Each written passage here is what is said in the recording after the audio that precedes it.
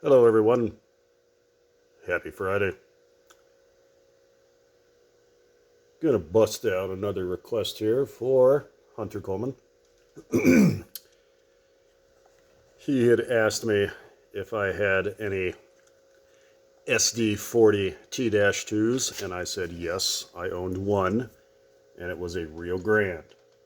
So here it is. This was the last Lionel model I bought brand new. This is from 2003, I believe.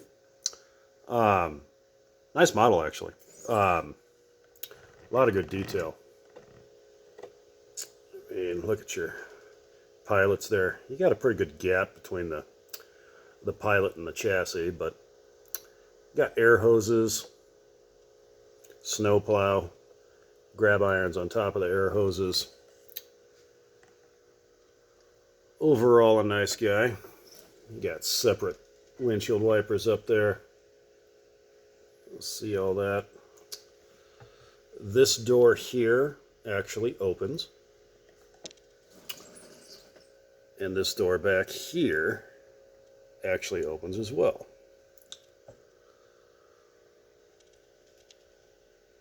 Treaded walkways, real chain in the front.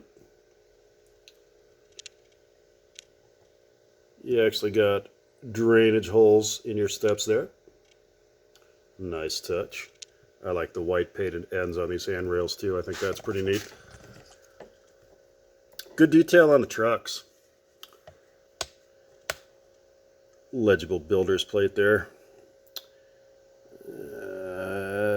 I don't know if you can see that, but we do have writing on the brake cylinder there. Fuel sight glass, fuel fill. A couple of warnings for the air tanks there, capacity and such. Separate lift rings. Separate horn. Sunshades for the cab, which is a feature I've always liked. Some more separate grabs up there. Actually, good detail on the sand fill hatch too there.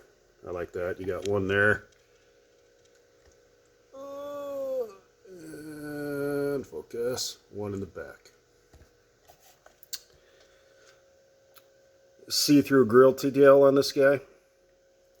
Even on the dynamic brakes there.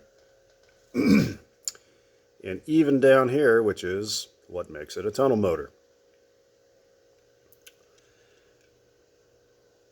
You got some more air hoses and MU hoses back here on the rear pilot. Not too exciting, unfortunately. This guy is conventional. Sorry. This was a fair price when it came out. This is also one of the last times Lionel actually offered command and non-command models. So I commend them for that. But yep, I didn't want the TMCC version of this. I thought conventional was just fine. And it was a good price. I mean, I think this thing was $259, $249, somewhere in there. That, to me, is a heck of a deal. Heck of a deal. So, nothing too exciting here. Smoke and a horn. That's all it's got. So, smoke unit's always been loud, so I apologize. But here, watch this. We'll get that smoke unit cranking here. Thing actually throws some smoke. I'm pretty impressed, especially for a Lionel. That guy's always sounded like that. I've taken it apart, lubed it, the whole 9 yards. It just, that fan's not really, it's not secure on that shaft it spins on, so it just rattles back and forth. So, nothing I can really do about that. But yeah, he cranks pretty good for a little Lionel guy there.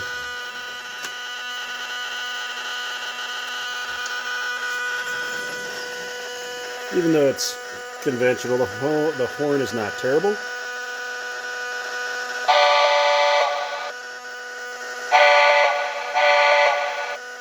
I guess that's about on par with a Menards product, but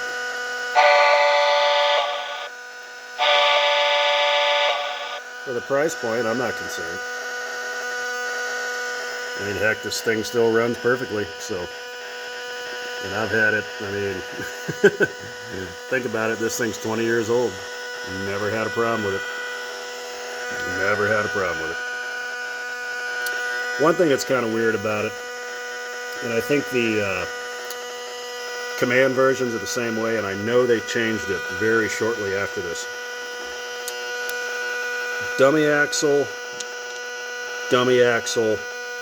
powered. So this big old thing is four-wheel drive, which I thought was kind of odd, but doesn't seem to hurt anything. Pulls just fine, so I'm not too worried about it. Good lighting package on this. You can see the two marker lights there. Sorry, we're going the wrong way, but just slow it down a little bit. Constant lighting on this guy. LEDs are a little white, but that doesn't really bother me. And that is correct for Rio Grande, by the way. The upper and lower headlights, such as that. But yeah, not a bad model in any way. It's actually quite detailed. It really is. I'm assuming this is the same tooling for the new Legacy version of this, which is absolutely fine. To me, this seems okay. It's not as robust as Lionel products a few years prior. I've got a couple other ones with TMCC that seem a lot more robust than this. Got a Dash 9 44CW and an SD90 Mac. I had a Rio Grande GP30 from the first run of the GP30s, but it had that Odyssey problem where the rear motor has locked up, and that happened recently, so not sure what I'm going to do with that, if I'm going to upgrade it or just turn it into a dummy to run with this. Which really stinks, because I really like this paint scheme. The Denver and Rio Grande really did have a need for tunnel motors. Look up the Moffat tunnel.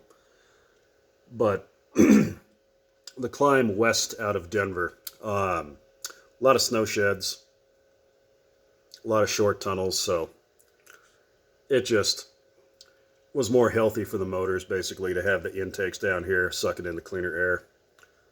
But yeah, it's a pretty cool model. I actually run this one a lot, especially when I'm feeling my, my 70s and 80s vibe. This likes to run around when I've got my Southern Pacific Bloody Nose stuff, or my Santa Fe and the blue bonnet or freight bonnet scheme. This fits right in, because that's all stuff you would have seen here in Colorado in the 70s and 80s. But another thing I brought down with this, so pardon my reach.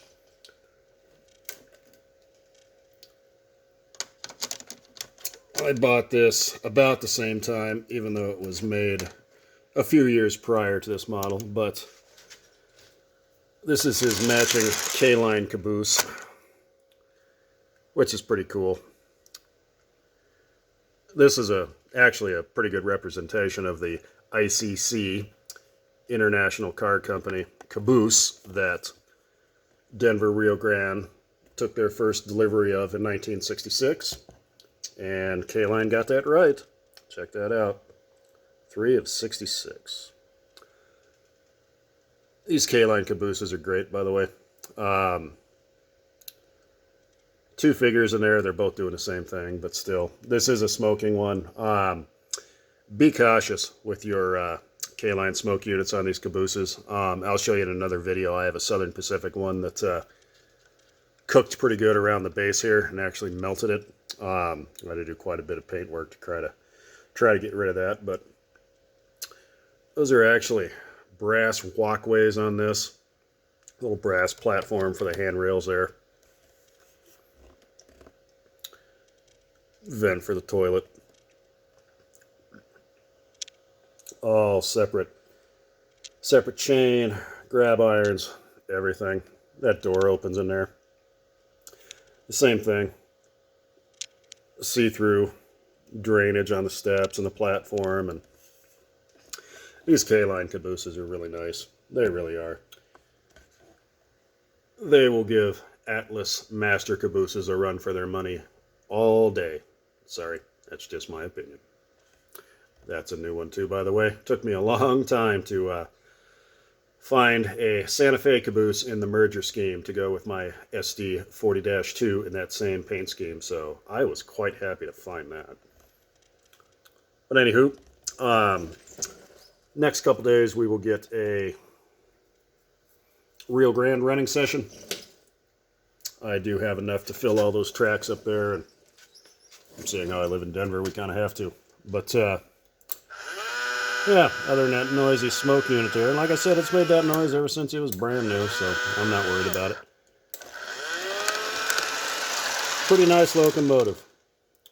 I will tell you, this is probably one of the most well-engineered locomotives I've ever seen, and I'll show you why here. Put the camera down a little bit here, but so these guys, I think the new Lionel stuff has this, but this was the first time I ever saw a Lionel product with this. Let me get you sitting down here and see if I can do this without looking like a complete moron. So when it comes to serviceability, this is really a good idea. If you need to drop this, change traction tires, anything like that, you simply turn this 90 degrees to the right. It snaps, pops straight down, and you have one Molex connector in there. And this is completely separate from the chassis. Little things like that really impress me, you know, because somebody actually thought about those of us who actually want to work on our own trains and don't take it back to the shop. So, kudos to Lionel for that. That's really a good idea.